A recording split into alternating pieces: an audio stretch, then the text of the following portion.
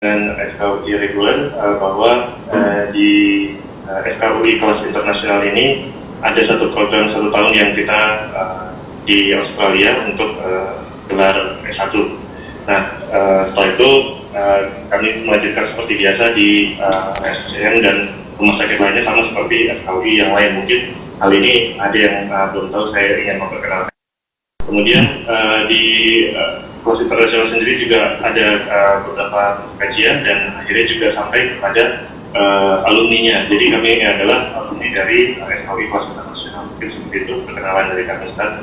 Selanjutnya saya ingin membacakan untuk peraturan dari kajian ini bahwa mohon untuk username menggunakan nama asli atau nama yang mudah dikenali. Mohon audio di mute selama kajian berlangsung dan bagi akhwat termohon untuk mengaktifkan fitur videonya selama kajian berlangsung.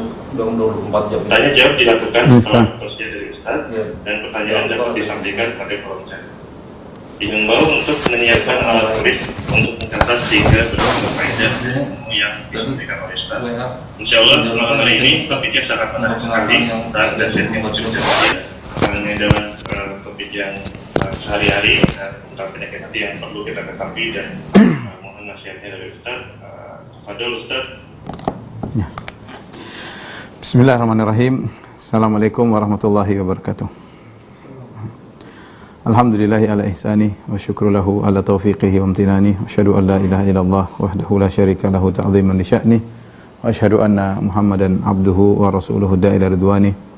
Allahumma salli alaihi wa ala alihi wa ashabihi wa ikhwani. Para ikhwan dan akhwat, para dokter yang dirahmati oleh Allah Subhanahu wa taala. Pada kesempatan kali ini kita sama-sama membahas 2 penyakit yang berbahaya yang justru menyerang orang-orang yang salihin, yang memiliki amal ibadah dan ketaatan-ketaatan, ya. Tentunya riya dan ujub, kita tidak berbicara kepada orang-orang pelaku kemaksiatan yang suka mabuk, yang suka zina, yang suka bermaksiat. Apa yang mau mereka ujubkan, apa yang mau mereka riakan. Justru penyakit ini, penyakit ujub dan riya ini justru penyakit yang rawan atau rentan mengenai orang-orang yang sibuk beribadah kepada Allah Subhanahu wa taala. Baik orang yang rajin sholat atau haji atau umrah, ya, atau kemudian yang berdakwah di jalan Allah Subhanahu wa taala. Mereka inilah yang rentan untuk terkena penyakit ujub dan riya. Karenanya perlu bagi kita untuk saling mengingatkan karena bahayanya penyakit ini, di mana Nabi sallallahu alaihi wasallam pernah melewati para sahabat sementara para sahabat sedang berbicara tentang Dajjal. Maka Nabi sallallahu alaihi wasallam mengabarkan kepada mereka, "Ala ukhbirukum ya bima huwa asyaddu alayya min fitnatil masihid dajjal." Wahai para sahabatku, aku kabarkan kepada kalian tentang fitnah yang lebih aku takutkan daripada fitnah Dajjal. Qalu bala ya Rasulullah. Kata para sahabat, tentu ya Rasulullah. Kemudian kata Rasulullah SAW, asyirkul khafi, yaitu syirik yang samar. Yaqumur rajulu fayusalli fayuzayyina salatahu lima yara min nadhar rajin ilaihi. Yaitu seorang yang dia berdiri, kemudian dia salat, kemudian dia bagus-baguskan salatnya karena dia tahu ada orang yang sedang melihat dia, ya. Jadi riya, dia bagus-baguskan salatnya agar orang melihat dia sholat. Ini kata Nabi SAW lebih dikhawatirkan dari fitnah Dajjal. Padahal dia tahu fitnah Dajjal sangat dahsyat, ya, sangat dahsyat, di mana tidak ada fitnah lebih besar daripada fitnah Dajjal. Tetapi fitnah riya lebih dikhawatirkan, ditinjau dari sisi kalau Dajjal, insya Allah orang-orang soleh bisa selamat dari fitnah Dajjal, ya. Justru penyakit riya menyerang orang-orang soleh. Kemudian yang kedua, kalau fitnah Dajjal belum tentu kita temui karena dia muncul di akhir zaman. Adapun riya bisa muncul setiap saat. Bahkan seorang bisa jadi selamat hari ini dari riya, bisa jadi dia diserang riya pada kesempatan yang lain. Dari 2 sisi inilah saya ulangi. Dari sisi kalau Dajjal, insya Allah orang-orang soleh akan selamat. Ya, kalau riya justru menyerang orang-orang yang solehin, ya, yang rajin sholat, yang rajin bersedekah, ya, yang rajin haji, umrah, rajin berdakwah. Justru mereka yang rawan terkena penyakit riya. Yang kedua, Dajjal meskipun fitnah paling dahsyat, tetapi dia hanya terjadi di akhir zaman, yang belum tentu kita menemui fitnah tersebut. Adapun riya, kita bisa berhadapan dengan penyakit tersebut setiap saat. Inilah yang makanya Nabi mengatakan fitnah riya lebih dahsyat daripada fitnah Dajjal. Oleh karenanya, kita sama-sama belajar untuk saling mengingatkan yang berbicara, yaitu saya sendiri. Belum tentu saya selamat daripada riya dan ujub, tetapi saya menyampaikan agar saya memperingatkan diri saya terlebih dahulu sebelum saya mengingatkan kawan-kawan, para rekan-rekan yang hadir dalam pengajian ini. Baik, kita akan bahas. Ikhwan dan akhwat yang dirahmati Allah Subhanahu wa taala, kita sudah sama-sama tahu bahwasanya ibadah, ya, sehebat apapun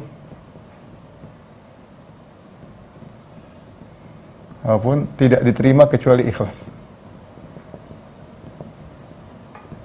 Kecuali yang ikhlas. Ya.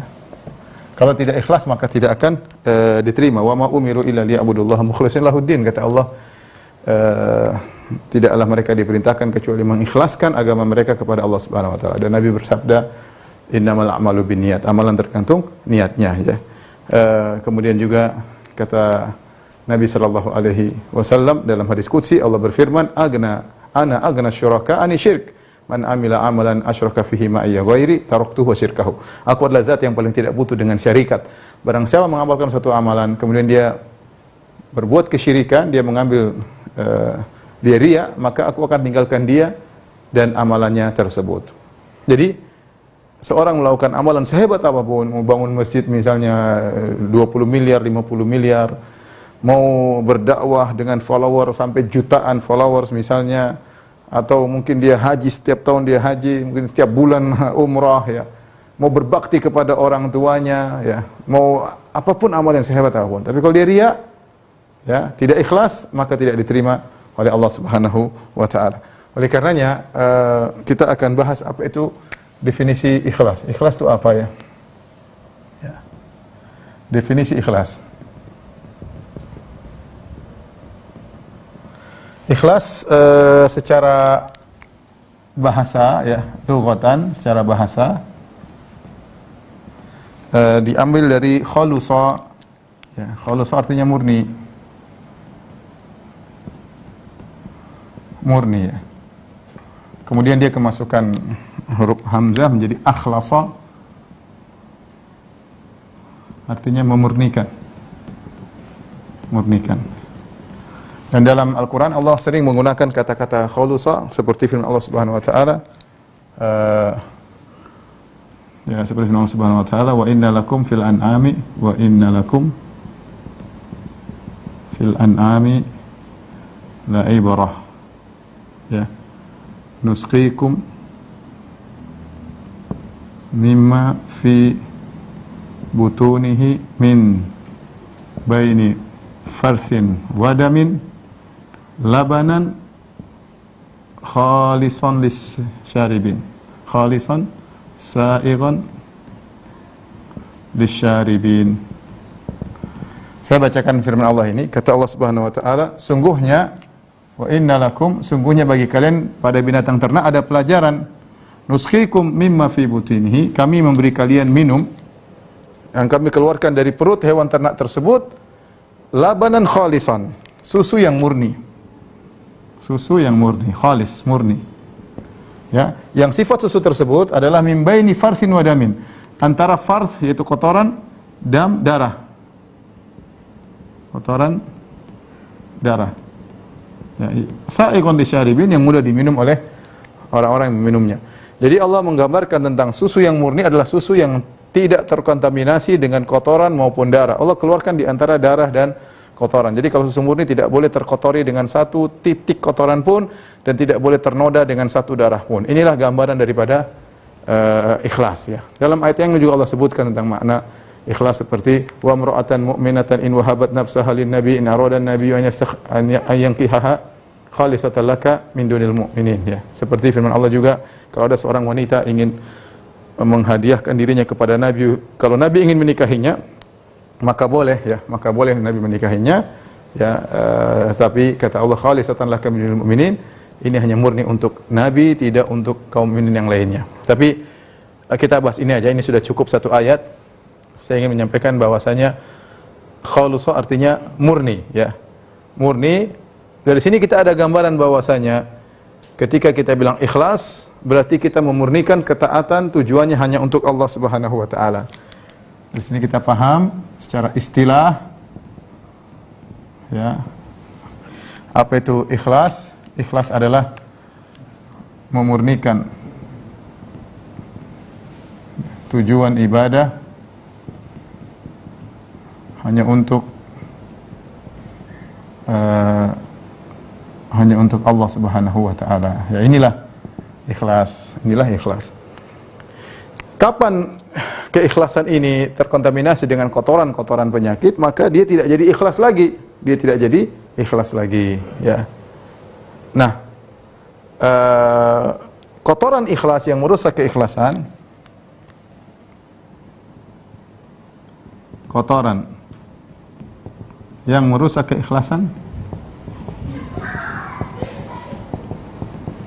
di antaranya ada dua, ini yang sedang akan kita bahas, yaitu riya dan ujub. Inilah dua kotoran yang kalau masuk dalam niat seseorang maka merusak keikhlasan. Yang menjadikan amalan tersebut tidak diterima oleh Allah Subhanahu wa taala. Karena Allah mensyaratkan kalau mau diterima amalannya harus murni karena Allah Subhanahu wa taala. Tidak mau ternoda meskipun sedikit pun. Ada orang ikhlas, Ustaz, saya beribadah kepada Allah 90% untuk Allah, 10% untuk dipuji, tidak diterima. Karena Allah mau murni. Karena kalimat ikhlas artinya murni. Ustaz, saya beribadah kepada Allah 95% untuk Allah, tapi 5%-nya supaya saya dihormati. Sama, tidak diterima oleh Allah Subhanahu wa taala. Karena Allah hanya menerima ibadah yang ikhlas, ya, yang bersih dari riya maupun ujub. Ya, dari sini kita tahu urgensinya kita belajar tentang bahaya riya dan bahaya ujub, tidak lain adalah agar kita bisa menjaga keikhlasan kita ketika kita beramal kepada Allah Subhanahu wa taala. Kapan keikhlasan kita ternoda dengan riya ataupun ujub, maka tidak diterima. Setan tidak peduli Anda beramal soleh sebesar apapun, berapa besar pun Anda sedekahkan, setan tidak peduli. Yang penting Anda riya, selesai. Yang penting Anda ujub, selesai. Tidak diterima oleh Allah Subhanahu wa taala. Akhirnya buat kita semakin harus waspada, ya. Taib. Sebelum saya masuk dalam riya dan ujub, ya, mungkin kita perlu memotivasi kawan-kawan tentang faedah keikhlasan, ya. Ya, banyak faedah keikhlasan, tapi saya akan menyinggung sebagian saja. Bahwasanya di antara keutamaan ikhlas, ya, bahwasanya amal yang ringan, ya, bisa jadi berat di sisi Allah. Kata Ibnu Mubarak rahimahullahu taala, rubba amalin saghir tu'azzimuhu niyyah. Betapa banyak, kata Ibnu Mubarak, betapa banyak amalan kecil jadi besar karena niat. Banyak amalan kecil, amal kecil dibesarkan oleh niat.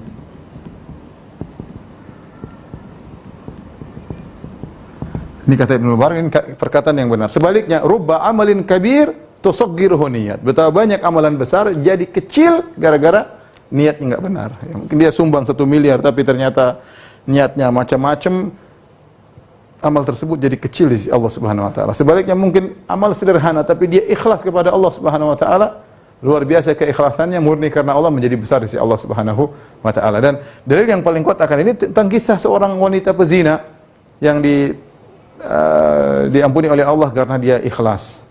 Kata Nabi SAW, bainama kalbun, tatkala ada seekor anjing, kemudian dia berputar-putar fi ruqiyah, yaitu sumur, ya, kehausan sampai dia menjulurkan lidahnya karena kehausan sambil menjilatkan lidahnya ke pasir karena saking hausnya, di depan dia ada air namun dia tidak bisa minum. Idra'atuhu baghiyun min baghaya Bani Israil. Tiba-tiba ada seorang wanita pezina yang melihat anjing tersebut, maka dia pun kasihan sama anjing tersebut. Kemudian fanaza'at muqaha, maka dia pun turun ke sumur, dia lepas sepatunya atau sendalnya atau khufnya, kemudian dia isi air. Fasaqathu, kemudian dia minumkan anjing tersebut. Faghafarallahu laha bihi, maka Allah ampuni dosa-dosanya gara-gara perbuatannya tersebut. Ibnu Qayyim rahimahullah taala menjelaskan, amalan dia amalan yang maksudnya bukan hebat-hebat banget ya, tinggal ambil air kemudian kasih minum sama anjing. Tapi yang buat dia hebat adalah keikhlasan wanita ini. Wanita ini ketika dia melakukan amalan tersebut, ya, dia butuh kepayahan turun ke sumur, dan itu bukan pekerjaan perempuan, turun ke sumur kemudian ambil air. Kemudian dia kasih sepanjang anjing tersebut, dan dia tidak berharap pamrih dari anjing tersebut sama sekali, dan tidak ada yang melihat dia melakukannya. Ya, dia kasih minum anjing, selesai. Anjing juga tidak mengatakan syukron, anjing tidak mengatakan jazakillah khairan. Ya, tidak. Anjing dikasih minum kemudian pergi, dan tidak ada yang melihatnya, menunjukkan dia melakukannya murni semata-mata karena Allah Subhanahu wa taala. Karena agungnya ikhlas dalam hatinya tersebut menjadikan dia diampuni oleh Allah Subhanahu wa taala. Oleh karena Syekhul Islam Ibnu Taimiyah rahimahullah berkata, bisa jadi dua orang salat berdampingan kanan kiri, ya, di saf yang sama, mungkin cara salatnya sama, tapi pahalanya berbeda antara langit dan bumi. Kenapa? Karena amalan hatinya berbeda. Dan ini saya ingin ingatkan ikhwan, bagaimana pentingnya kita memperhatikan amalan hati, ya. Karena banyak orang hanya memperhatikan amalan zahir, memperhatikan perkataannya, memperhatikan penampilannya, memperhatikan amal zahirnya, itu bagus. Tapi jangan lupa yang paling penting adalah amalan hati. Makanya salah seorang salaf mengatakan, "Ma faqa Abu Bakrin ashaban Nabi sallallahu alaihi wasallam bi kathrati salatin wala siyamin wala sadaqah, walakin bima waqara fi qalbihi." Ya. Kata seorang salaf, tidaklah Abu Bakar radhiyallahu anhu mengungguli para sahabat yang lainnya dengan banyak salatnya, dengan banyak puasanya, dengan banyak sedekahnya, ya. Tetapi dia mengungguli para sahabat karena apa yang ada di hatinya, ya. Oleh karenanya Abu Bakar radhiyallahu taala anhu tidaklah diazab, disiksa seperti Bilal, tidaklah disiksa seperti Khabbab bin al-Arat, ya, tidaklah disiksa seperti Ammar bin Yasir, tetapi dia lebih baik daripada mereka. Tidaklah Abu Bakar kemudian terluka dalam jihadnya seperti apa yang menimpa Talha misalnya, apa yang menimpa Khalid bin Walid, apa yang menimpa sahabat-sahabat pejuang, namun dia lebih hebat daripada para sahabat-sahabat tersebut. Abu Bakar tidaklah meninggal dalam kondisi mati syahid sebagaimana terbunuhnya Umar bin Khattab radhiyallahu taala anhu, dibunuh ketika sedang menjadi imam salat subuh. Abu Bakar tidaklah mati syahid seperti Utsman bin Affan yang dikeroyok oleh orang kemudian sambil baca Quran dia dibunuh oleh mereka, tetapi Abu Bakar lebih baik daripada Umar dan Utsman. Ya. Apa yang buat Abu Bakar, ya, unggul? Karena hatinya yang luar biasa. Sampai Umar berkata, la wuzina imanu Abi Bakrin ma imanil ummah la raja imanu Abi Bakar. Kalau iman Abu Bakar ditimbang dengan imannya umat, lebih berat imannya Abu Bakar radhiyallahu taala anhu. Yang jadi masalah kita di akhirat nanti, yang Allah tampakkan apa? Yauma tubalas sarair, hari di mana rahasia-rahasia hati akan dibongkar. Ya. Wa hussila ma fis sudur, pada hari kiamat kelak akan dikeluarkan apa yang tersembunyi dalam hati. Ya, apa yang akan diperlihatkan oleh Allah Subhanahu wa taala.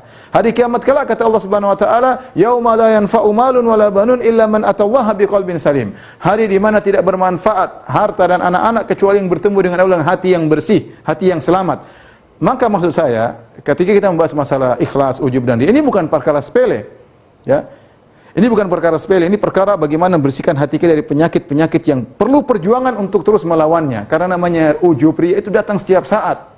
Semakin Anda top, semakin Anda dikenal orang, semakin Anda rajin beribadah, semakin Anda banyak bersedekah, maka setan terus menggoda agar Anda terjerumus dalam setitik riya dan setitik ujub yang bisa merusak amal ibadah Anda.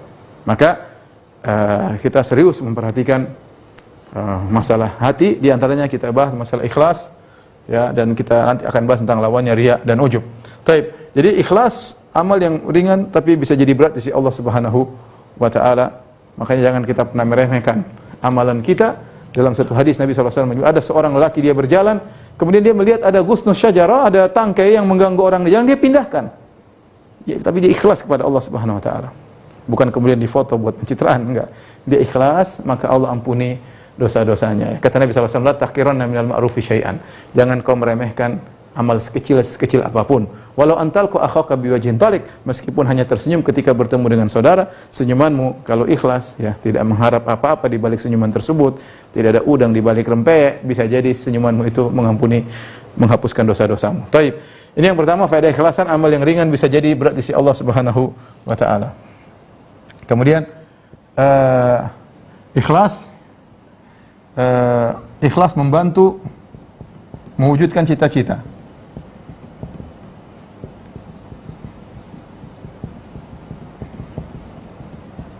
Dalam satu hadis ada seorang Arab Badui datang menemui Nabi SAW, kemudian dia membaiat Nabi untuk berjihad di jalan Allah Subhanahu wa taala. Kemudian dia ikut perang. Setelah dia ikut perang, kemudian Nabi mendapatkan ghanimah. Nabi panggil, "Mana si fulan? Ini ghanimah buat kamu." Kata dia, "Ya Rasulullah, aku datang ikut perang bersamamu bukan untuk ini ya Rasulullah.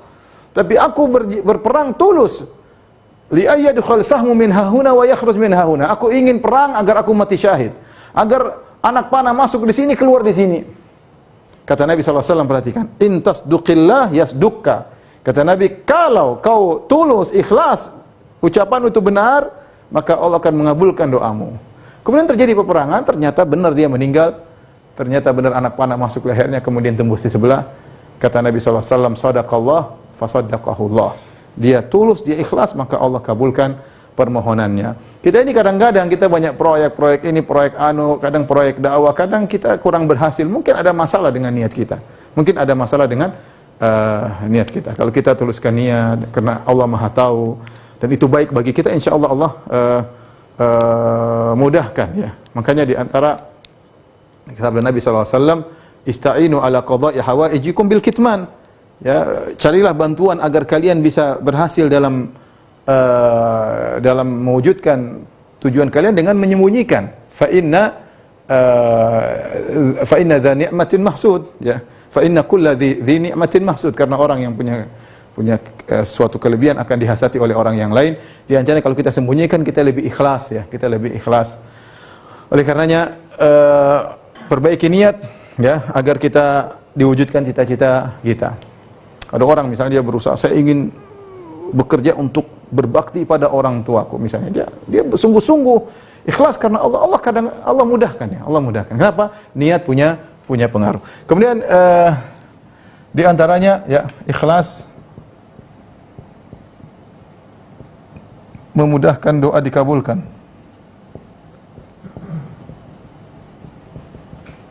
Seperti kisah 3 orang yang masuk dalam goa, kemudian mereka terjebak, hadis yang masyhur, kemudian hujan, mereka masuk goa, tahu-tahu ada batu besar jatuh menutup pintu goa. Akhirnya mereka berkata, kita tidak mungkin selamat kecuali kita berdoa kepada Allah Subhanahu wa taala. Maka 3 orang tersebut berdoa kepada Allah, masing-masing memiliki amalan-amalan yang hebat. Yang satu berbakti kepada orang tuanya, yang satu meninggalkan zina, yang satu amanahnya luar biasa. Tetapi ketiganya berdoa dengan doa bagaimana? Dia mengatakan, "Ya Allah, kalau kau tahu aku melakukannya karena Engkau ya Allah, bukakan pintu goa." Semuanya berdoa demikian. "Ya Allah, kalau kau tahu aku melakukan amal ini karena Engkau ya Allah, bukakan pintu goa." Artinya dia bertawassul dengan keikhlasannya kepada Allah Subhanahu wa taala, maka akhirnya Allah bukakan pintu goa, akhirnya mereka keluar dari goa tersebut ya. Ya. Kemudian di antaranya ikhlas memudahkan seorang selamat dari fitnah. Di antaranya para ulama berdalil dengan kisah Nabi Yusuf alaihissalam yang digoda dengan Zulaikha dengan fitnah yang luar biasa. Sudah kita sering sampaikan dalam pengajian-pengajian kita. Wanita cantik dalam kamar, tidak ada yang lihat ya. Sampai syahwat sudah tergerak, tapi kemudian Allah selamatkan. Kata Allah, "Innahu min ibadinal mukhlasin." Sungguhnya Yusuf itu kami selamatkan. Kenapa? Innahu min ibadinal mukhlasin, karena dia adalah hamba yang terpilih. Dalam sebagian qiraah, innahu min ibadinal mukhlisin, karena dia adalah hamba yang ikhlas kepada Allah Subhanahu wa taala. Kalau dia ikhlas, maka Allah selamatkan dia di waktu-waktu genting. Kenapa? Selama ini dia selalu ingat Allah. Dia beribadah ingat Allah, dia sedekah ingat Allah, semuanya karena Allah. Dia menulis karena Allah, dia berkomentar karena Allah. Maka ketika dalam kondisi-kondisi genting, Allah selamatkan dia. Kata Allah, "Innahu min ibadinal mukhlisin." Karena dia adalah hambaku yang ikhlas ya kepada Allah Subhanahu wa taala. Ini di antara faedah-faedah keikhlasan, ya. Yang terakhir mungkin sampaikan yaitu orang yang ikhlas mudah meraih syafaat Nabi SAW sebagaimana sudah kita bahas pada pertemuan kemarin dalam syarah akidah Al-Wasithiyah. Yang menunjukkan ibadah ikhlas adalah ibadah yang sangat agung, ya. Syiar orang ikhlas, ya.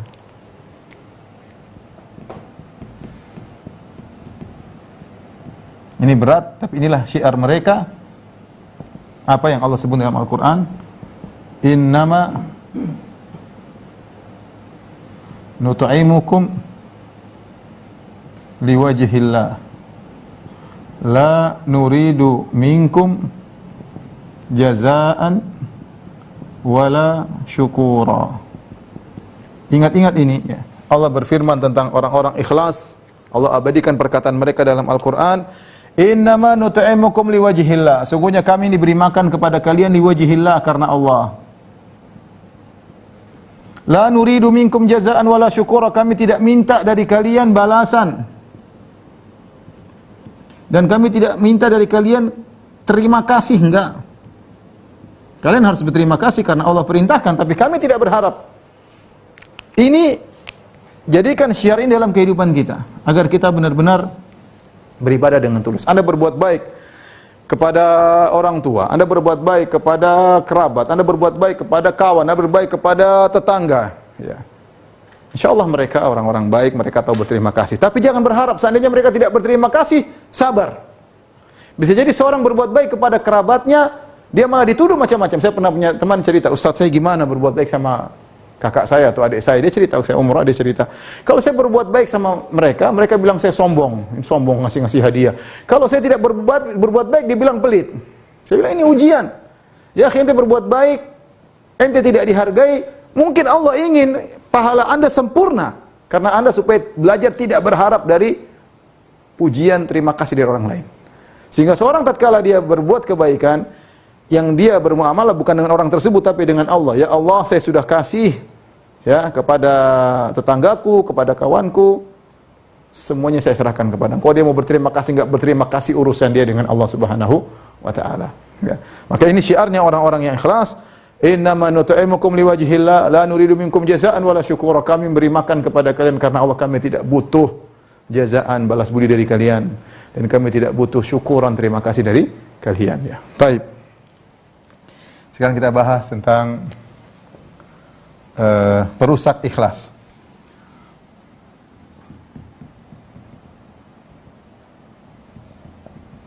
Ya, kita bagi dua, riya, kemudian ujub. Ya, riya dan ujub. Riya secara bahasa diambil dari ru'ya, dari ro'a, melihat.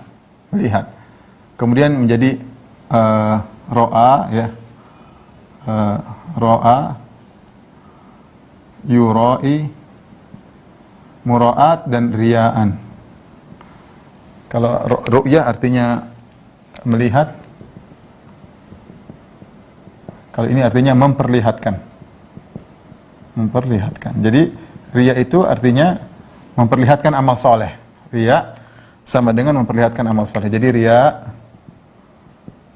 artinya memperlihatkan amal soleh.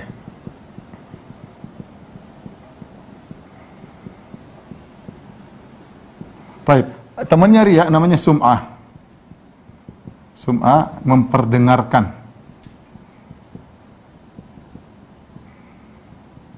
Memperdengarkan amal soleh. Sama, hukumnya sama antara riya dengan sum'ah, antara riya dengan sum'ah. Jadi seorang beramal soleh untuk pencitraan, agar dia diakui, agar dia dihormati, itu namanya riya, ya. Riya. Baik. Ikhwan dan akhwat yang dirahmati Allah Subhanahu wa taala, ya. Kenapa orang sulit terhindar dari riya, atau kenapa orang suka dengan riya? Karena riya itu mendatangkan kelezatan, ya. Bayangkan kalau dihormati orang, kemudian disanjung-sanjung orang, diketahui orang, kan. Makanya kenapa kita ingin cerita amal soleh kita, agar orang tahu kita ini orang hebat, agar dia hormat sama kita, agar dia mengagumi kita, agar dia pandang kita, ya. Dan itu disebut oleh Syekhul Islam Ibnu Taimiyah rahimahullah dengan syahwatun khafiyah, ingin terkenal, ingin diakui. Itu namanya syahwat yang tersembunyi. Ya, sebagaimana lelaki punya syahwat kepada wanita, sebagaimana orang lapar punya syahwat terhadap makanan, demikian juga orang punya syahwat untuk dikenal, punya syahwat untuk dikenal, ya, untuk diakui, untuk dihormati, ya. Sampai seseorang bisa mengorbankan jiwanya demi untuk diakui. Sebagaimana dalam hadis tentang 3 orang pertama kali di azab di neraka jahanam, di antaranya orang yang perang karena riya, orang yang jadi ustadz karena riya, dan orang yang berdermawan karena riya, ya. Ketika dia dihadirkan yang mati syahid, maka Allah bertanya, "Wa ma amilta fiha?" Apa yang kau lakukan dengan amal kenikmatan yang aku berikan kepadamu? Kata dia, "Qataltu fika hatta stushhid." Aku perang karena engkau ya Allah sampai aku mati syahid. Kata Allah, "Kadzabta." Engkau dusta. "Walakin qatalta liyuqal annaka jari." Tapi kau berperang supaya kau dikatakan pemberani. Wa qad qil, dan telah dikatakan. Maksudnya saya sampai menakjubkan hadis ini. Bagaimana seorang rela mati yang penting dia terkenal. Yang penting dia dihormati oleh orang. Makanya ketika ada seorang sahabat bertanya, "Rasulullah, rajulun qatala syaja'atan." Ada seorang berperang karena keberaniannya. Rajulun qatala ghadbanan. Ada seorang berperang karena ngamuk ya Rasulullah, marah-marah. Rajulun qatala hamiyatan. Seorang berperang karena ingin membela sukunya. Rajulun qatala liyuzkar. Ada seorang berperang supaya dikenang. Rajulun qatala liyura makanahu. Ada seorang berperang supaya orang tahu kedudukan dia. Ini kebiasaan orang jahiliyah dahulu. Kalau mereka berperang, mereka pakai sorban khusus, warna khusus, atau pakai benda khusus supaya orang lihat, oh si fulan, supaya kelihatan jagoannya ketika dia bertempur. Jadi ada orang berperang liyuzkar supaya dikenang. Ada orang berperang liyura makanahu, agar diketahui. Ayu zalika fi sabilillah. Siapa di antara mereka yang berperang di jalan Allah? Kata Nabi, "Man qatala litakuna kalimatullahi al-ulya fahuwa fi sabilillah." Siapa yang berperang agar meninggikan kalimat Allah, itulah yang fi sabilillah. Adapun untuk ini, untuk itu, untuk ini, semuanya bukan fi sabilillah.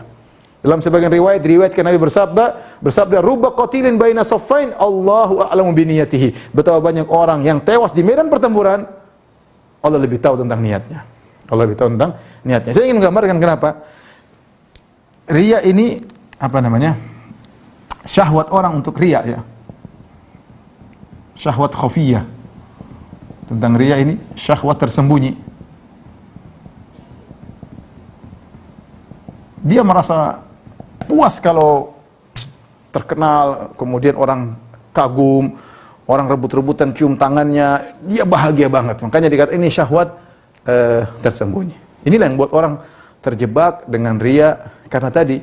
Makanya dia share amal soleh dia cerita sana sini, dia perlihatkan, dia foto, dia videokan, dia berbuat baik sama orang, dia cerita sana sini, ya supaya orang akui dirinya, dan ternyata dia terjebak dengan syahwat tersembunyi. Waliyadzubillah, ya. Nah, kalau orang melakukan riya, maka amal solehnya gugur, sebesar apapun amal soleh tersebut. Baik, terus bagaimana cara kita melawan riya? Ya. Baik, kita bahas cara melawan riya. Cara melawan riya.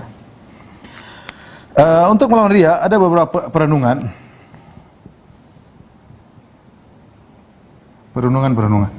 Yang pertama, renungkan nasib orang yang riya di dunia. Nasib orang yang riya di dunia. Yang kedua, renungkan nasibnya di akhirat.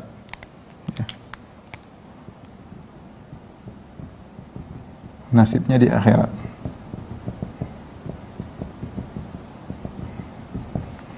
Kemudian yang ketiga, renungkan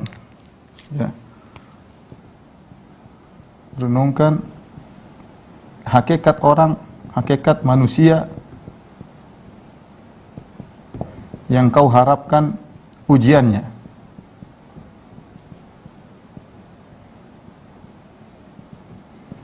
Kemudian renungkan tentang hakikat dirimu. Ya. Renungkan tentang hakikat dirimu. Renungkan dirimu. Hakikat dirimu. Saya mengajak seorang kita sama-sama merenungkan tentang 4 perkara ini agar kita bisa terhindar dari riya. Jadi cara pertama melawan riya adalah melakukan perenungan-perenungan. Pertama, bagaimana tentang nasib orang yang riya di dunia? Orang yang riya di dunia, dia menderita. Kenapa? Kebahagiaannya dia gantungkan kepada netizen ya. Kapan netizen banyak dia bahagia, kapan netizen tidak banyak dia sedih. Kapan netizen mencelanya dia sedih, kapan netizen memujinya maka dia pun bahagia luar biasa, terbang ke sana sini ya luar biasa karena followernya banyak ya, seperti itulah ya. Dan orang seperti ini ya, kalau dia riya maka dia sengsara. Ya, bayangkan kalau orang sudah bikin ceramah atau nulis status atau posting sesuatu, dia ingin lihat bagaimana komentar orang-orang yang mengomentari. Kalau ternyata banyak yang like, dia bahagia. Kalau ternyata tidak ada yang like, waduh, dia ulang lagi postingannya, siapa tahu nggak ada yang gitu. Jadi kalau ada yang like pun muji dia, kalau pujiannya kurang wow, dia pun menderita. Adapun orang ikhlas, dia paling bahagia. Dia tidak perlu dengan komentar manusia. Makanya di antara definisi ikhlas ada sebagian salaf mengatakan, apa itu ikhlas? Ikhlas adalah nisyanu ru'yatil khalq bidawamin nazar ilal khaliq. Nisyanu ru'yatil khalqi bidawamin nazar ilal khaliq. Apa itu ikhlas? Melupakan komentar manusia karena terlalu sering mengingat Allah Subhanahu wa taala. Sering memandang kepada Allah sehingga lupa dengan komentar manusia. Yang dipikirkan, ya Allah, apakah amalan saya sudah baik ya Allah? Apakah Kau menerima amalanku ya Allah? Apakah saya sudah menjalankan sunnah-sunnah? Apakah saya sudah ikut prosedur dalam beramal soleh? Itu yang dipikirkan. Sesuai sunnah atau tidak? Sampai saking dia selalu sibuk memikirkan Allah Subhanahu wa taala, dia sampai lupa dengan komentar-komentar manusia. Adapun orang yang riya kebalik, yang dia adalah komentar manusia. Selalu ya, komentar manusia yang dia lihat ya. Oleh karenanya seorang ya jangan sibuk dengan komentar manusia. Kebahagiaan Anda bukan pada netizen kata orang ya, tapi kebahagiaan di tangan Allah Subhanahu wa taala. Orang yang riya dia menderita. Bayangkan kalau ingin pencitraan harus siapkan tim dan sana sini. Ternyata sudah habis-habisan, sudah sewa tim, sudah sewa sahafiyin, wartawan, dan yang ternyata enggak ada yang muji misalnya, enggak, ternyata followernya enggak nambah, ternyata ratingnya enggak naik. Waduh, sakit hati luar biasa. Tapi kalau saya melakukan karena Allah Subhanahu wa taala, sudah enggak urusan. Yang penting saya lakukan yang terbaik, yang penting saya berkhidmah kepada bangsa dan negara, yang penting saya ini, yang penting saya karena Allah. Apapun komentar orang, ya, kalaupun saya lihat komentar orang bukan karena saya ingin cari pujian, tapi ingin menilai apakah pekerjaan saya sudah tepat, bermanfaat bagi mereka atau tidak. Bukan untuk cari pujian ya. Intinya orang yang riya sengsara di dunia. Bagaimana nasib mereka di akhirat? Lebih mengerikan lagi di akhirat. Allah permalukan kata Nabi sallallahu alaihi wasallam, man samma Allahu bih, wa man ra'a yura'illahu bih, wa man yura'i yura'illahu bih, wa man samma Allahu bih. Barang siapa yang riya di dunia, Allah akan mempermalukan dia di akhirat. Barang siapa yang memperdengarkan amalnya, Allah akan permalukan dia di akhirat. Di antara tafsiran para ulama, kalau dia salat karena riya, kalau dia haji karena riya, pada hari kiamat kelak Allah akan nampakkan pahala salatnya, Allah akan nampakkan pahala hajinya, dan dia begitu bahagia, tiba-tiba pahala tersebut hancur lebur. Kenapa? Karena di dunia selama ini dia riya.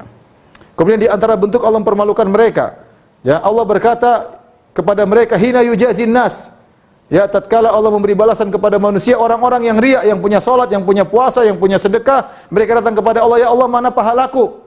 Kata Allah, idhabu ilal ladzina kuntum turauna fid dunya. Kalian dulu di dunia kan cari muka sama orang-orang itu, sana cari pahala sama mereka. Hal tajiduna indahum jazaan? Apa kalian mendapati balasan si mereka? Jawabannya enggak ada. Kalian dulu cari muka sama pejabat, cari muka sama bupati, cari muka sama orang-orang kaya, cari muka sama netizen, sana cari pahala sama netizen sana. Enggak ada. Hal tajiduna indahum jazaan? Kalian dapat balasan? Enggak ada. Allah permalukan. Setelah Allah permalukan, Allah azab mereka.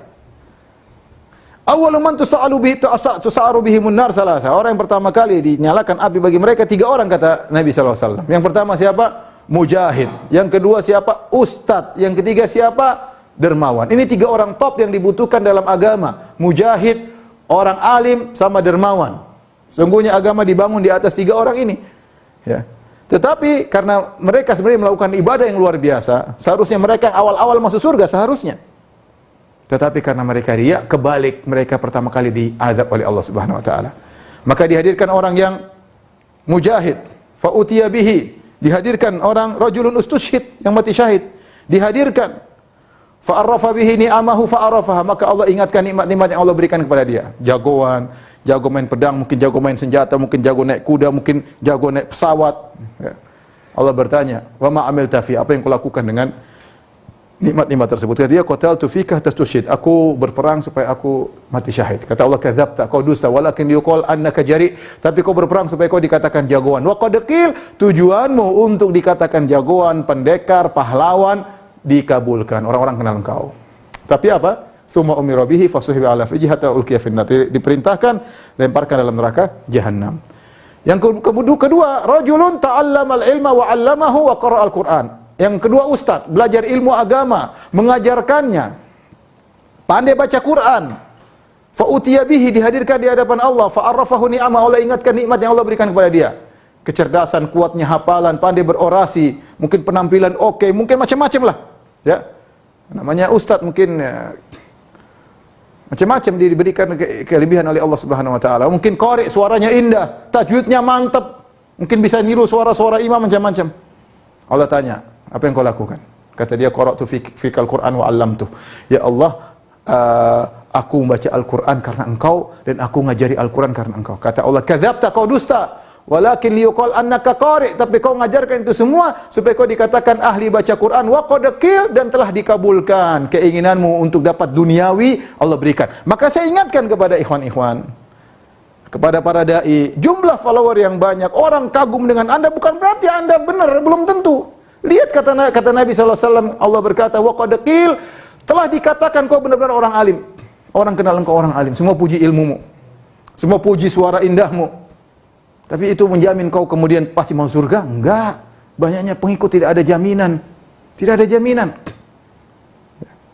Banyaknya orang muji tidak ada jaminan. Wa qad qil, keinginanmu agar terpuji, agar diakui, Allah kabulkan. Kemudian Allah lemparkan dalam neraka jahanam. Yang ketiga, rajulun atahu Allahu min asnafil mali kulli, Allah berikan dia segala harta. Orang ini punya harta macam-macam, rumah mewah, kemudian mungkin emas perak, mobil mewah, properti, apa segala macam dia punya. Ditanya, apa yang kau lakukan? Kata dia, ma min sabilin tuhibbu an yunfaqa fiha illa anfaqtu fiha. Tidak ada satu jalan pun yang kau suka aku menyumbang di situ kecuali aku sumbang. Untuk anak yatim, untuk dakwah, untuk masjid, ya, untuk janda, ya, semuanya dikasih. Mau janda kaya, mau janda muda, mau janda tua, semuanya dikasih. Ya. Mau sampai sumbangan sampai di Papua, sampai sumbangan ke luar negeri, semuanya yang saya punya saya kasih. Untuk apa? Karena engkau ya Allah. Kata Allah, kadzabta, kau dusta. Walakin liyuqal annaka jawad. Tapi kau melakukan itu semua supaya kau dikatakan seorang dermawan. Wa qad qil, dan kau terkenal sebagai orang dermawan. Semua orang tahu, si fulan, oh dermawan itu orang itu. Memang kau cari itu. Beda kalau kau tidak cari, kemudian orang mengakui kau dermawan, enggak ada masalah, kita enggak cari itu kok. Beda seorang alim tidak ingin dikatakan alim, tapi orang bilang dia alim, yang enggak ada masalah. Tapi sengaja dia cari, dia tunjukkan saya jagoan, saya ini, hafal ini cerita, hafalan saya ini, hafalan saya, pamer sama orang. Kalau dia dermawan, oh saya sumbang sana, saya sumbang sini, ketemu orang, oh itu alhamdulillah, Allah mudahkan saya bangun masjid itu, alhamdulillah, Allah mudahkan saya untuk bangun pondok itu. Ya, dibuka dengan alhamdulillah, tapi intinya ria. Ini lempar masuk neraka. Ini nasib orang yang di akhirat. Apakah Anda ingin menjadi seperti orang tersebut? Tentunya tidak, ya. Kemudian yang berikutnya, renungkan hakikat manusia yang kau harapkan pujiannya. Kau harapkan ingin pujian dari siapa? Saya ingin pujian dari si fulan, ingin pujian dari pejabat, ingin pujian dari manusia. Ya akhi, mereka manusia. Manusia itu apa sih? Manusia itu makhluk, kalau meninggal baunya busuk, kalau ditaruh di kampungnya tidak dikuburkan, bikin bau satu kampung. Itu yang kau harapkan pujiannya. Kau taruh kepalamu di tanah untuk sujud kepada Allah, ternyata kau hanya mencari pujian dari manusia seperti ini. Kau mencari pujian dari seorang yang kaya, bisa jadi di akhirat dia di neraka. Apa yang kau harapkan dari orang seperti itu? Cari pujian dari manusia. Manusia, coba kalau manusia sekarang puji kau habis-habisan, nanti kalau kau punya salah dia maki kau juga habis-habisan. Manusia, betapa sering manusia tidak beri uzur kepada engkau. Mengharapkan pujian manusia, buat apa? Rugi kita cuap-cuap ceramah sana sini kemudian hanya mencari pujian manusia. Rugi kita sudah kumpulkan uang setengah mati, sumbang 100 juta saja capek, apalagi 1 miliar sumbang, ternyata mencari pujian manusia. Rugi. Kita harap pujian dari orang seperti ini. Kemudian terakhir, renungkan tentang hakikat dirimu. Percuma kau dipuji orang. Apa kata Muhammad bin Wasi'? Lau kana lidhunub ma jalasa ilayya ahad. Lau kana lidhunubi rih ma jalasa ilayya ahad. Kalau seandainya dosa-dosa itu ada aromanya, tidak seorang pun akan duduk dengan saya. Orang muji-muji kita, percuma, tidak akan mengangkat derajat kita.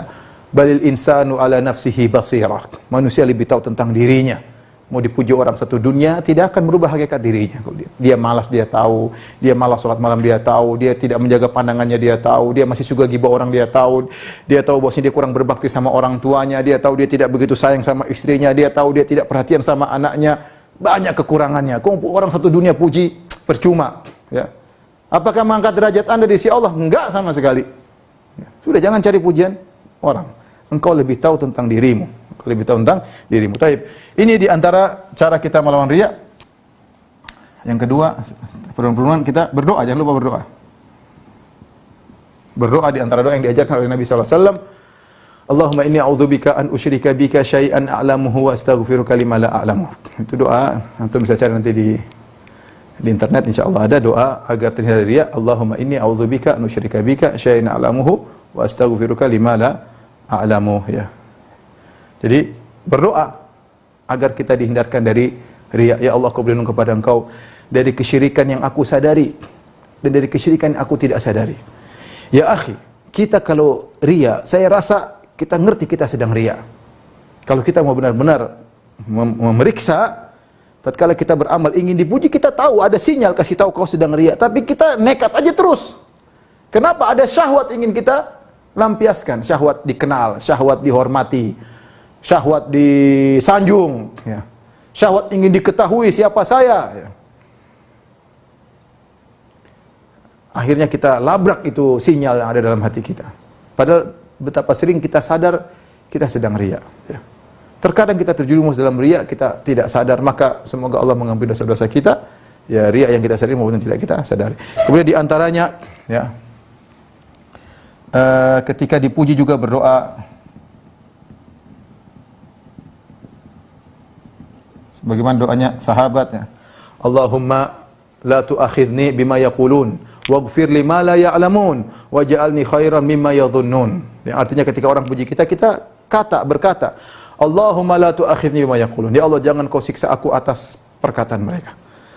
Waghfir lima la ya'lamun. Ampunilah aku atas apa yang mereka tidak tahu. Mereka puji-puji, mereka tidak tahu siapa saya. Waj'alni khairan mimma yadhun, jadikan aku lebih baik daripada apa yang mereka persangkakan. Dengan kita ucapkan doa itu, kita jadi tahu diri siapa kita, ya. Jadi kita ini siapa, ya. Kita bersyukur, alhamdulillah Allah memberi kita kesempatan untuk bisa punya sumbangsi untuk Islam. Kita punya waktu untuk Islam, untuk kita sendiri sebenarnya, ya. Maka kita bersyukur, bukan untuk kita riya, ya. Kemudian di antara caranya adalah berusaha menyembunyikan amalan. Latih diri kita menyembunyikan amalan, ya. Latih. Apapun kita lakukan, enggak usah cerita sama orang. Diem, ya. Mungkin setan gatal menggigit cerita, enggak usah cerita. Sudah. Oh, saya pernah begini, enggak usah lagi. Itu penyakit.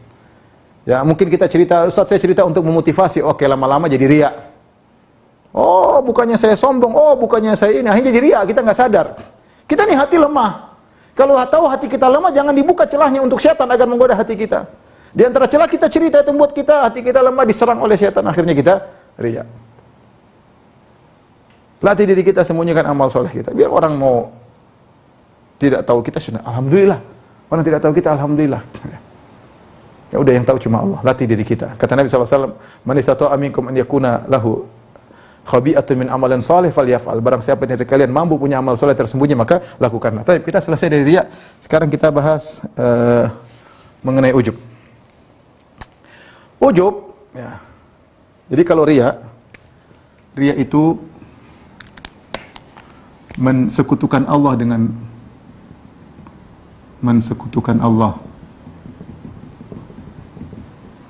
orang lain, yang kita harap pujiannya,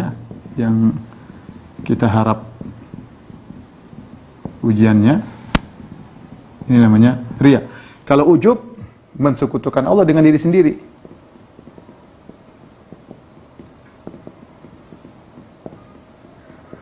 dengan diri sendiri. Maksudnya bagaimana? Maksudnya kita merasa keberhasilan kita itu karena andil diri kita. Kita punya andil dalam keberhasilan kita. Itu namanya ujub. Seharusnya seorang kalau berhasil dia tahu semuanya karena Allah. Jadi gampangnya agar kita tidak ujub, kita tahu kita ini cerdas, kita ini berhasil, kita ini punya duit, kita ini maju, kita ini bisa berdakwah semata-mata karena Allah. Karena yang lebih pintar dari kita banyak, yang punya pengalaman dari kita banyak, yang lebih cerdas dari kita banyak, yang lebih hafalnya lebih kuat dari kita banyak, tapi mereka tidak diberi kesempatan seperti kita. Lagi pula yang berikan kita kecerdasan adalah Allah, yang berikan kita uang adalah Allah, yang berikan kita pengalaman banyak adalah Allah, yang buat kita pandai memandang pengalaman-pengalaman Allah, bukan kita. Maka dari situ tatkala kita merasa kita punya andil, berarti kita mensekutukan Allah dengan diri kita, seakan-akan keberhasilan saya itu karena peran Allah dan peran diri saya. Itu namanya ujub. Seorang penyair mengatakan fal ujba fahdharhu innal ujba mujtarifun a'mala sahibihi fi sailihil adami. Hati-hatilah kalian dengan ujub. Karena ujub itu akan menggeret amalan kalian ke dalam sampah terbuang dalam banjir tidak ada nilainya. Siapa yang ujub? Amalannya gugur. Ya. Kata Nabi sallallahu alaihi wasallam, salasu muhlikat, 3 perkara yang binasakan. Syuhun muta'un wa hawan muttaba'un wa ijabul mar'i bi nafsihi. Kata Nabi SAW 3 perkara yang membinasakan. Yang pertama syuhun muta'un, yaitu rasa pelit dan tamak yang diikuti. Hawan muttaba'un, hawa nafsu. Syuhun muta'un yaitu pelit yang ditaati. Hawan muttaba'un, hawa nafsu yang diikuti. Yang ketiga ijabul mar'i bi nafsihi, seorang ujub dengan dirinya sendiri. Dia ujub, dan ini kalau orang ujub lama-lama naik kepada sombong. Jadi ujub itu derajat di bawah sombong. Yang merasa saya hebat, karena saya begini, karena saya dakwah berhasil, karena saya karena saya, ini bahaya seperti ini. Bahaya, ya. Bahaya. Oleh karenanya Nabi SAW mengatakan, "Laulam takunu tuznibun la khasyitu alaikum ma huwa ashaddu min dzalik al-ujub al-ujub." Kata Nabi, kalau kalian tidak berdosa, aku khawatir kalian tertimpa dengan penyakit yang lebih berbahaya, yaitu ujub-ujub. Kenapa lebih berbahaya daripada dosa? Karena kalau orang dosa dia masih mau mohon ampun karena dia tahu dia bersalah. Tapi orang ujub dia tidak merasa bersalah, dia justru merasa dia orang soleh. Oh, saya tidak pernah dosa, oh saya tidak seperti mereka. Makanya di antara hikmah terkadang Allah menjatuhkan kita dalam sebagian dosa agar kita tidak ujub, kita tahu kita ini tidak bisa apa-apa di hadapan godaan syaitan kecuali Allah yang menolong. Ya, hati-hati, ujub ini bahaya ya. Syaitan tidak peduli menghancurkan amal soleh Anda dengan riya atau menghancurkan amal soleh Anda dengan ujub. Ya.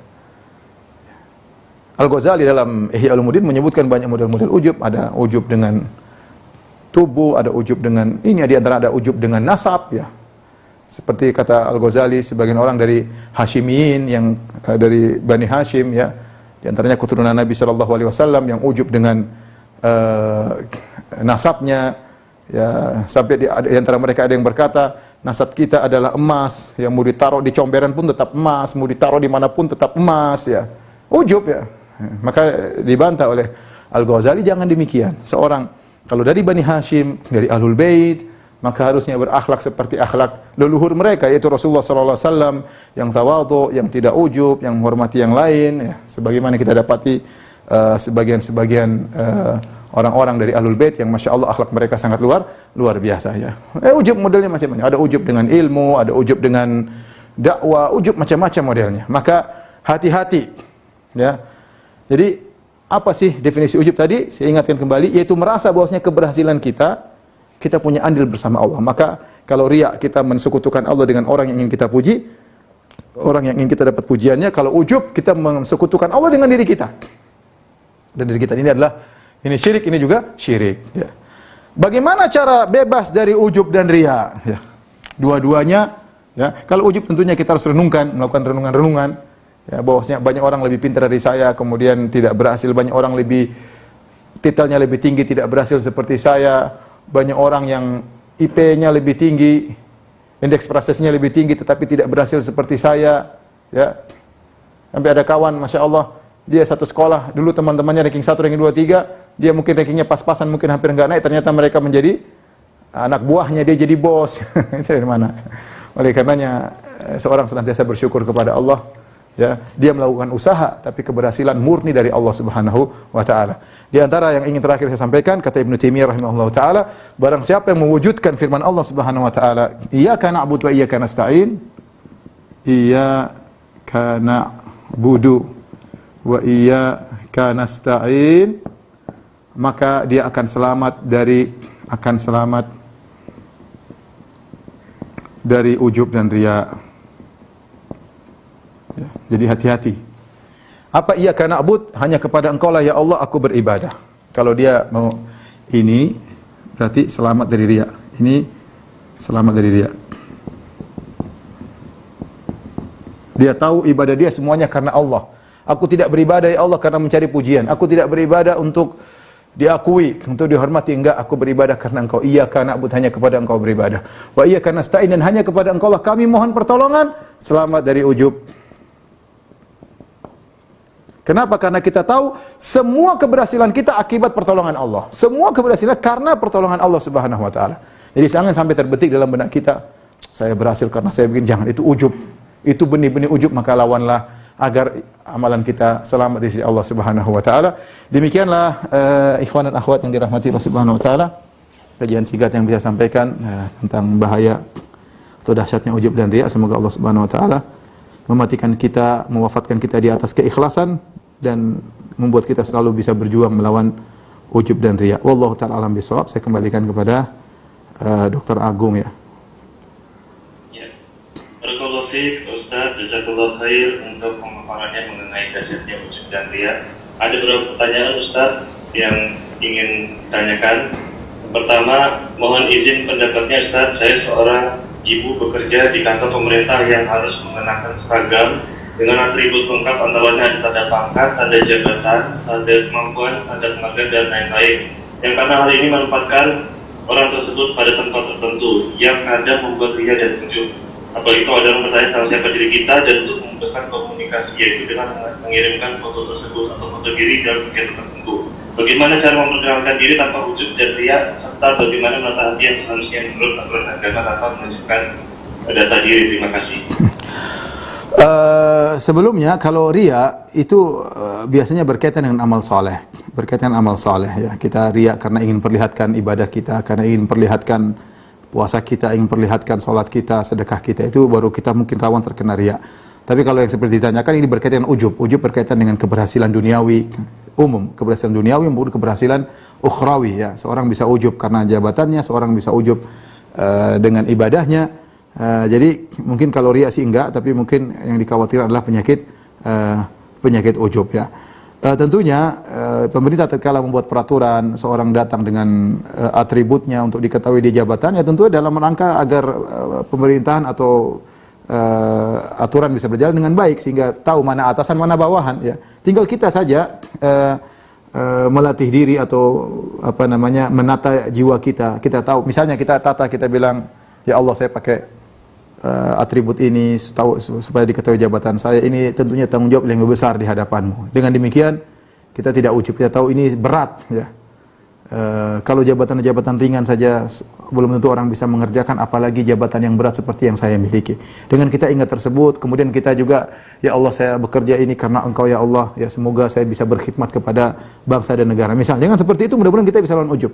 Ya, saya punya kawan dulu, dia kepala polisi di Masjid Nabawi. Dia bilang, ya Firanda kok tidak tahu ini. Dia punya ini banyak sekali lambang-lambangnya di sini, penghargaan-penghargaan. Dia bilang kalau satu hari dia pulang, dia belum ganti baju, kemudian dia ngantri. Ada di sana jual namanya roti tamis satu real besar, mungkin subsidi dari pemerintah. Kadang antriannya panjang. Saya juga kadang-kadang sering ngantri beli. Begitu dia datang, kadang-kadang orang langsung suruh duluan. Kenapa? Dia pakai baju itu. Dia pakai baju itu. Kadang-kadang dia beli di kios, katanya nggak usah bayar. Kenapa? Dia pakai baju itu. Orang hormat. Ya ini dia tidak. Kadang orang tidak mau sombong pun bisa jadi sombong. Kadang orang tidak mau ujub pun bisa jadi ujub. Gara-gara baju tersebut. Saya bilang suatu hari saya pulang, saya ganti baju, saya pakai baju biasa, ngantri, nggak ada seorang pun bilang suruh ke depan, nggak ada. Ya, oleh karenanya memang itu ujian. Kalau orang memiliki jabatan yang tinggi dan lain, tapi tadi kita bisa lawan dengan kita tahu bahwasanya jabatan tinggi itu sebenarnya musibah karena tanggung jawab kita semakin besar. Ya, belum tentu resikonya bisa jadi resikonya jauh lebih besar daripada gaji kecil yang kita terima. Gaji kita nggak ada sedikit, tapi risikonya sangat besar. Makanya kita minta tolong kepada Allah, ya Allah bantulah aku. Sehingga tatkala kita berhasil, kita bilang iyyaka nasta'in, hanya Engkau yang menolong aku. Ya, kita bilang la haula wala quwata illa billah. Itu diantaranya mungkin agar kita bisa melawan ujub terhadap penyakit tersebut. Baik, yang berikutnya. Ya. Selanjutnya pertanyaannya Ustaz, bolehkah kita berbohong untuk menyembunyikan amalan supaya amalan tersebut tetap menjadi amalan tersembunyi kita untuk simpanan di akhirat? Kalau bohong tidak boleh, tapi kalau kita tauriah boleh. Misalnya kita dari sedekah sama orang, kita lewat. Dari mana? Oh, saya tadi dari situ, dari utara misalnya. Kita nggak usah bilang dari utara, dari orang miskin, saya baru kasih duit 100 ribu. 100 ribu aja ngomong-ngomong. Jadi nggak usah. Jadi kita bilang aja dari utara, saya dari utara, ada keperluan. Ini kan nggak bohong. Jadi jangan bohong. Jangan kita ingin ikhlas kemudian kita bohong. Tapi kalau tauriah kita menutupi dengan kata-kata yang benar, maka tidak jadi masalah. Ya, tidak jadi masalah. Ya, wallahu a'lam bishawab. Ya. Dan itu dilakukan oleh para salaf. Sebagian salaf ketika mereka baca Quran, karena zaman dulu semua orang baca Quran, ya. Kemudian mungkin dia tutup agar orang tidak tahu. Sebagian mereka seperti Ibnu Barak kalau tidak salah, dia berjihad maka dia pun tutup wajahnya. Kemudian dia maju di medan pertempuran, dia bunuh banyak orang, ya. Maka orang tidak tahu sampai akhirnya ada yang ketahuan. Maka dia bilang jangan ceritakan sama orang lain, ya. Bukan kemudian berjihad supaya diposting foto, kemudian foto kemudian agar pamer sama orang. Tentunya ini membuka pintu-pintu riya, ya. Wallahu a'lam bishawab. Ustaz, pertanyaan selanjutnya ini terkait juga dengan kita sehari-hari ada di media sosial juga. Bagaimana Ustaz kalau terkait promo bisnis atau promosi kegiatan sosial? Bagaimana caranya supaya terhindar dari ujub dan riya? Kalau promo bisnis tidak ada masalah. Memang kita bisnis kan kita memang kita iklankan, tidak ada masalah. Jadi saya ulangi, riya itu berkaitan dengan amal soleh. Kalau pekerjaan duniawi nggak ada riya. Contoh saya kerja di instansi pemerintah atau saya laporin kerja saya hari ini, keberhasilan saya. Saya nggak mau laporkan sama bos biar nggak riya. Ya nanti nggak, ini kerja apa seharian? Saya nggak mau cerita bos. Itu perkara dunia, bukan masalah riya. Tapi ketika Anda cerita tentang keberhasilan Anda, jangan ujub, itu aja. Jadi saya ulangi, riya itu berkaitan dengan amal soleh. Adapun berkaitan amal dunia, mungkin Anda terkena ujub, mungkin Anda terkena sombong. Tinggal kita bagaimana menata jiwa kita, ya, menata jiwa kita. Adapun kalau kita bisnis, kita jualan, kita lihatkan produk kita bagus, nggak ada masalah. Memang kita bisnis, tunjukkan kelebihan. Misalnya kita punya jualan apa, ini madu, ini sakti, ini madu, nah ini sini dicampur ini asli, masih nggak ada masalah. Tapi jangan bohong, ya jangan bohong ya, seperti itu. Jadi tidak jadi masalah. Adapun kegiatan sosial, kalau bisa kita tidak tampil lebih baik. Atau kita pun kalau misalnya harus foto, karena sebagian donatur memang ingin foto atau ingin bukti bahwasanya nggak ada masalah kita syuting, tapi kalau bisa diburumkan atau tampak dari belakang, bisa diatur lah. Tidak harus kita kemudian tampil. Kalaupun kita harus tampil, ya nata diri, nata jiwa, manage itu hati Anda. Ya, Allah alam bisawab. Ustaz, pertanyaan selanjutnya Ustaz, izin tanya Ustaz. Sekolah anak saya, sekolah dasar, kadang meminta kita mendokumentasikan foto ibadah sehari-hari yang dilakukan oleh anak, misalnya sholat berjamaah, mengaji, dan lainnya. Tujuannya untuk pembiasaan ibadah, namun saya khawatir hal ini dapat mengarah ke riya. Bagaimana pendapat Ustaz? Anak-anak tentu memang butuh latihan, ya. Anak-anak terkadang memang perlu tanda tangan. Saya saja anak saya, Abi, tanda tangan, sholat tepat waktu, tanda tangan ini ngajarin riya sebenarnya. Tapi ya anak-anak namanya anak-anak, tinggal kita bimbing, ya. Kita bimbing. Anak memang seperti itu. Kadang jangankan gitu kita pukulin, kadang-kadang boleh. Kata Nabi SAW, wadribuhum wa asyru sinin. Kalau mereka belum sholat, pukul, nggak ada masalah. Terkadang kita suruh mereka beribadah, kita kasih hadiah. Tapi di sela-sela itu kita harus ingatkan, kamu harus ikhlas. Ini hadiah nggak ada apa-apa. Cuma Pak, terlalu hebat Pak ibadah yang kau lakukan, cuma sebagian penghargaan Abi misalnya. Tapi insya Allah tujuan pondok itu baik, ya. Tapi tadi kita harus kasih nasihat sama anak-anak, ya. Jangan sampai anak-anak kemudian hanya beribadah karena ingin difoto. Kalau tidak difoto kemudian tidak beribadah, ya. Jadi tadi kita foto sesekali tidak, sesekali kita kasih nasihat seperti itu. Wallahu a'lam bishawab.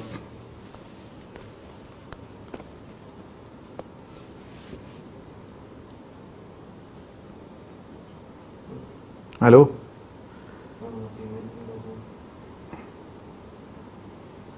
Maaf Ustaz. Ustaz, ada pertanyaan Ustaz. Izin bertanya, bagaimana cara bertobat dari dosa riya dan ujub ini? Apakah dosa riya kita sebelumnya akan diampuni jika bertobat sungguh-sungguh? Bagaimana kalau dosa itu terulang kembali setelah bertobat? Ya seorang bertobat aja kepada Allah ya. Kalau dia ingat dia dulu pernah riya, dia bertobat kepada Allah dan berusaha melawan agar dia tidak terulang lagi. Kalau seorang bertobat dengan tobat yang benar, niscaya Allah akan ampuni. Mau riya, mau ujub, yang penting dia benar-benar bertobat kepada Allah dan bertekad tidak mau mengulangi lagi. Kapan dia ulang, segera dia bertobat kembali. Kita tahu namanya manusia ya, memang untuk menjadi seorang ikhlas tidak mudah ya. Kita masih ingin dipuji, kita masih ingin diakui, kita masih ingin dianggap. Sebagian orang sensi, tidak disenyumin saja sensi, tidak diucapkan terima kasih sensi, manusia seperti itu. Makanya kita lawan. Sampai kita bersihkan hati kita dari penyakit tersebut. Kapan kita terjerumus, segera bertobat kepada Allah Subhanahu wa taala. Allah Maha penerima taubat.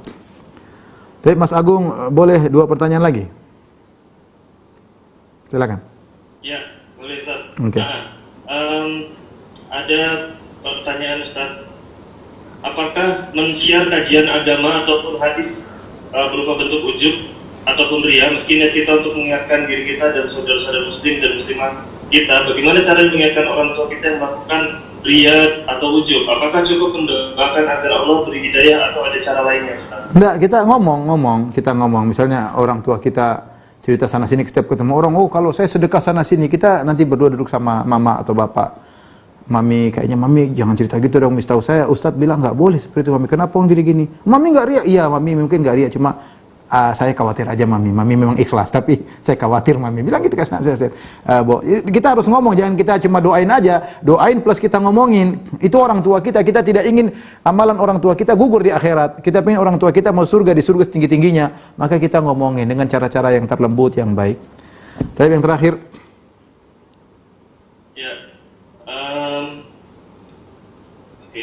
ini yang terkait dengan ibadah, Ustaz, tadi juga ada yang terkait dengan sholat dan untuk menjaga keikhlasan pada saat sholat supaya tidak riya bagaimana, dan ini juga ketika membaca Al-Quran bersuara lantang ya, atau besar Ustaz di depan orang tua atau orang banyak, apakah itu? Jadi begini, kita kan punya kaidah, tidak boleh kita meninggalkan amal soleh karena takut riya, tidak boleh, kita harus lawan. Jadi kita harus biasakan diri.